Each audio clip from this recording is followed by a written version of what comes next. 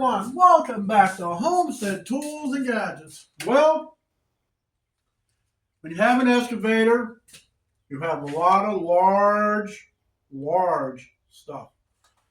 I bought some wrenches.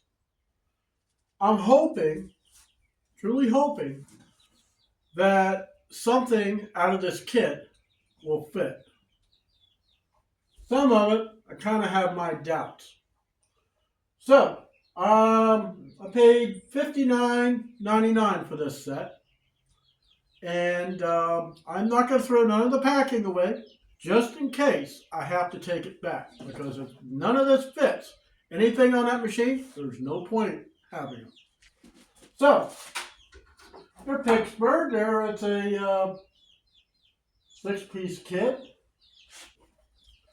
35 millimeter. Be a nice weapon. Boy, you hit somebody across the head with this, you don't have to worry about it no more. Combination. I mean, it looks pretty good. I mean, it's got a nice bend to it. Then we move up to a 38 millimeter. I mean, this box, when I was carrying it, it was heavy. Then we move up to a 41 millimeter. Pretty big. 45 millimeter. I mean, look at that.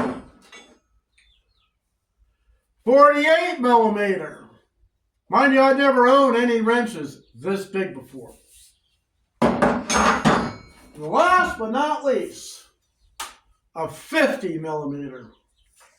So, this weekend, what I'm going to be doing, I'm going to see, now I'm sure the bigger ones ain't going to fit. You can't buy these things single.